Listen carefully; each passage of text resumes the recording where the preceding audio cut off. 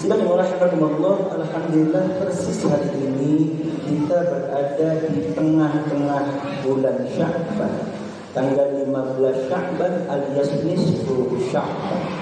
Karenanya tepat kiranya kalau khutbah singkat siang hari ini kita akan merenungkan nilai tambah, fadilah, keistimewaan bulan Sya'ban dan nisfu Sya'ban. Hadirin, tema ini sengaja diangkat dengan dua tujuan sekaligus. Yang pertama adalah penguatan bagi yang sudah biasa mengamalkan amalan. Yang kedua sekaligus jawaban bagi yang masih meragukan. Bapak rahimahumullah, hadirin rahimakumullah. Kita mulai tema ini dengan dua bagian. Ada keistimewaan Sya'ban dan nisfu Sya'ban. Bagian yang pertama adalah keistimewaan bulan Sya'ban. Hadirin, adakah Nabi pernah menyebut keistimewaan bulan Sya'ban itu? Pertanyaan pertama. Jawabannya tegas ya. Nabi Shallallahu Alaihi Wasallam pernah menyebutkan keistimewaan bulan Sya'ban itu. Antara lain adalah satu riwayat hadis hasan derajatnya. Hasan itu di bawah sahih, di atas dhaif, berarti ma'mulun bih, boleh dijadikan sebagai fondasi aman. Sumbernya dari Usamah bin Zaid. Sahabat Usamah bin Zaid pernah bertanya kepada Nabi sallallahu alaihi wasallam, "Ya Rasulullah, lam araka tasumu syahran min asy-syuhur ma tasumu min Sya'ban." Kata sahabat Usamah bin Zaid, "Ya Rasulullah, aku tidak pernah menyaksikan engkau sangat getol sekali puasa sunnah, lebih hebat dari bulan yang lain kecuali bulan Sya'ban ini. Aku perhatikan engkau sangat senang puasa sunnah di bulan Sya'ban ini." Ini pertanyaan sahabat Usamah bin Zaid. Kenapa ya Rasulullah? Jawaban Nabi ini akan meneguhkan keistimewaan bulan Sya'ban. Nabi sallallahu alaihi wasallam kemudian merespon, "Dzalika syahrun yaghfulun nas wa 'an." Kata Nabi, ini bulan Sya'ban banyak diabaikan oleh manusia. Apa sebab? Baina Rajab wa Ramadan, sebab dia terhimpit di antara dua bulan yang istimewa, yakni bulan Rajab dan bulan Ramadan. Di bulan Rajab itu sendiri adalah bulan haram, salah satu di antara 4 bulan haram. Di dalamnya ada peristiwa Isra Mi'raj, karenanya menjadi perhatian umat Islam. Bulan Ramadan istimewa lagi, siang harinya puasa, malam harinya tarawih. Hadirin, karena bulan Sya'ban ini terhimpit di antara dua bulan istimewa, kata Nabi, banyak orang yang tidak perhatian terhadap bulan Sya'ban. Wa huwa syahrun turfa'u fihi al-a'mal ila rabbil alamin.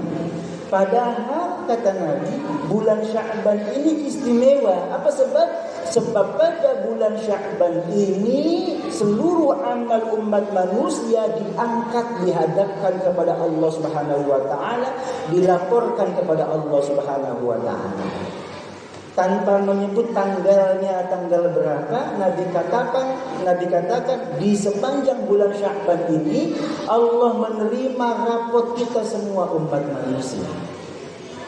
Lalu kata Nabi, fa uhibbu ayyurfa'a 'amali wa ana sha'im. Saya senang kalau ketika rapot saya dihadapkan di hadapan Allah Subhanahu wa taala, saya sedang berpuasa. Hadirin rahimakumullah, ini hadis diteliti oleh para muhaddis. Kata muhaddis modern asal Suriah misalnya, Al-Arnaud, beliau katakan hadis ini derajatnya hasan. Berarti boleh dijadikan sebagai landasan. Nabi katakan apa tadi? Bulan Sya'ban ini istimewa. Satu, karena di bulan ini Allah menerima rapot kita semua umat manusia. Karenanya maka saya suka berpuasa, agar ketika rapot saya dihadapkan kepada Allah Subhanahu wa taala, saya berada dalam kondisi terdekat dengan Allah Subhanahu wa taala. Hadirin, Sholat baik, itu munajat kita kepada Allah Subhanahu wa taala, mi'raj kita kepada Allah Subhanahu wa taala. Tapi durasinya tidak lama, cuma 5-10 menit saja. Kenapa Nabi memilih puasa? Sebab sepanjang puasa kita pasti ingat Allah Subhanahu wa taala. Dari terbit fajar sampai dengan ghurubus syams sampai dengan maghrib, kita senantiasa terkoneksi dengan Allah Subhanahu wa taala. Itulah istimewanya puasa. Dan karenanya kemudian Nabi memilih puasa sebagai ibadahnya untuk ketika amal ibadahnya dihadapkan kepada Allah Subhanahu wa taala dalam kondisi terbaik, paling dekat dengan Allah Subhanahu wa taala. Hadirin, dari hadis ini kita ambil 2 keistimewaan bulan Sya'ban. Yang pertama adalah rapot kita dihadapkan di hadapan Allah pada bulan Sya'ban. Yang keduanya perbanyak puasa. Hadirin, hadis ini dipersaksikan oleh hadis lain. Sumbernya dari Aisyah radhiyallahu anha, istrinya baginda Nabi sendiri. Kata Aisyah, saya tidak pernah menyaksikan Nabi Sallallahu Alaihi Wasallam puasa sunnah lebih banyak di bulan Sya'ban. Di bulan yang lain tidak seperti bulan Sya'ban. Bahkan ada sekali waktu Nabi full 100% 30 hari sepanjang bulan Sya'ban Nabi berpuasa. Lalu Aisyah bertanya kepada Rasulullah Sallallahu Alaihi Wasallam. Jawabannya sama, karena ini bulan adalah bulan tertentu. Allah menerima rapot kita. Aku mau ketika rapotku dihadapan dari Allah Subhanahu wa taala, aku berada dalam kondisi terbaik, yakni sedang berpuasa. Hadirin rahimakumullah, ini bagian yang pertama istimewanya bulan Sya'ban. Yang kedua, apa istimewanya nisfu Sya'ban? Apakah nisfu Sya'ban juga istimewa? Menurut Nabi Sallallahu Alaihi Wasallam, jawabannya sama, ya. Nisfu Sya'ban juga istimewa menurut baginda Nabi Muhammad Sallallahu Alaihi Wasallam. Kali ini hadis kedua ini sumber riwayatnya sahih, bukan lagi hasan tapi lebih tinggi sahih. Riwayatnya riwayat Imam Bukhari, riwayat Imam Ibnu Majah dan At-Tabarani. Bahkan ulama hadis Asyri zaman modern seperti Al-Albani sekalipun mengakui kesahihannya. Apa kata Nabi? Sumbernya dari Abu Musa al-Ash'ari. Kali ini sumbernya dari sahabat Abu Musa al-Ash'ari. Nabi Sallallahu Alaihi Wasallam pernah bersabda, "Yattali'allahu ila jami'i khalqihi." Allah memperhatikan semua makhluknya. Lailatan nisfi min Sya'ban. Definitif disebutkan pada malam tengah bulan Sya'ban. Pada malam nisfu Sya'ban Allah memperhatikan makhluknya, fayaghfiru li jami'i khalqihi. Nabi katakan Allah kemudian menebar ampunannya, Allah mengampuni semua makhluknya kecuali 2 orang, illa li musyrikin. Yang pertama kecuali untuk orang yang musyrik menyekutukan Allah. Yang kedua al musyahinin, atau orang yang masih berantem, tidak akur perang dengan sesama saudaranya. Hadirin rahimakumullah, ini hadis derajatnya sahih. Nabi katakan pada malam nisfu Sya'ban, definitif malam nisfu Sya'ban, Allah menebarkan ampunan kepada semua makhluknya kecuali 2 orang, yakni yang musyrik dan yang masih senang berantem, tukar adu, satu tidak akur dengan sesamanya. Hadirin rahimakumullah, hadis ini jelas menyebutkan istimewanya nisfu Sya'ban. Apa itu? Satu kunci yang paling awal adalah pada malam nisfu Sya'ban Allah menebarkan ampunan. Sayang kiranya kalau kemudian malam nisfu Sya'ban kita tidak bisa manfaatkan untuk mencari ampunan Allah Subhanahu wa taala. Ini poin pertama. Hadirin, bagian berikutnya adalah penjelasan atas hadis ini. Lalu apa amalan yang Nabi contohkan untuk kita lakukan pada malam nisfu Sya'ban itu? Hadirin, kita kaji lebih dalam hadis-hadisnya. Memang Nabi tidak mencontohkan secara definitif amalan apa yang beliau lakukan ketika malam nisfu Sya'ban itu. Poin utamanya adalah taqarrub ilallah, karena pada malam hari itu Allah menebarkan ampunan. Tapi bagaimana caranya? Nabi tidak secara definitif mencontohkan. Hadirin, karena Nabi tidak secara definitif mencontohkan, maka kemudian para sahabat, para tabi'in kemudian berusaha mencari ampunan Allah Subhanahu wa taala itu. Bukan hanya di zaman kini, bukan hanya di hari ini ulama masa modern ini, bukan.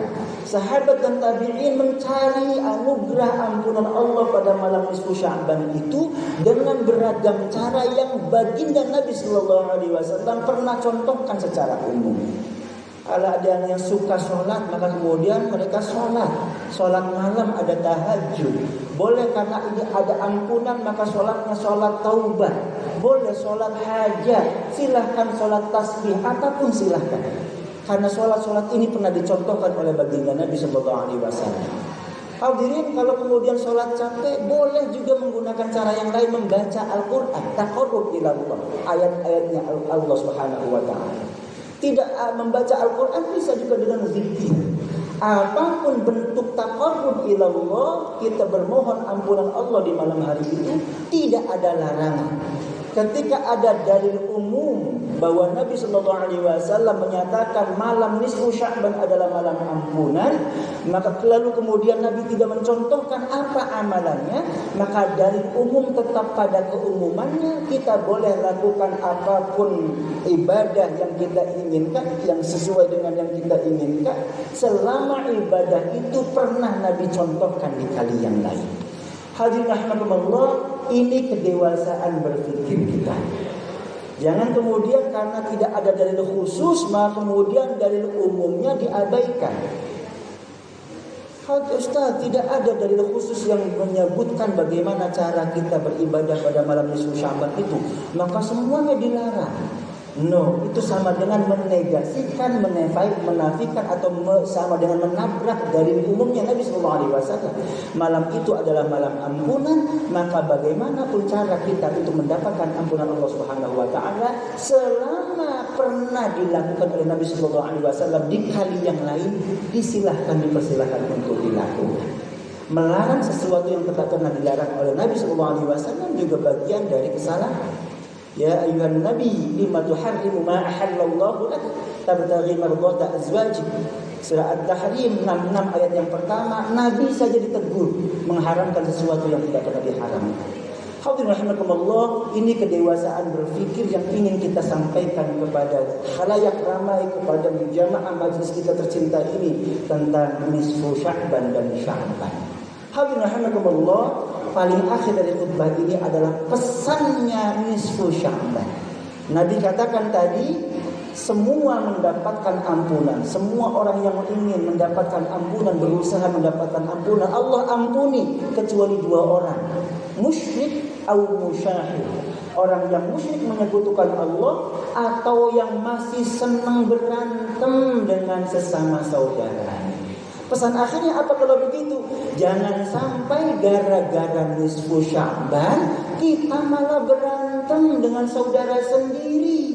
Akibatnya kita jauh dari ampunan Allah Subhanahu wa taala. Maka yang sudah biasa melakukan ritual tertentu di malam nisfu Sya'ban, silahkan, karena ada dalil umumnya. Sebaliknya kalau ada di antara kita yang tidak mau melakukan ataupun di malam nisfu Sya'ban, tidak perlu disalahkan, enggak apa-apa. Karena memang tidak ada dalil khusus berkenaan dengan ritual apa yang baginda Nabi dilakukan pada malam nisfu Sya'ban itu. Sama-sama kita bijak, dewasa, tasamuh, toleran menghadapi perbedaan. Insya Allah hidup kita damai, harmonis, keluarga kita, keluarga besar kita, jamaah kita, hubungannya baik satu sama lain, jauh dari pertikaian. Insya Allah menjadi asbab bagi turunnya ampunan Allah Subhanahu wa taala. Amin ya Allah rabbal alamin.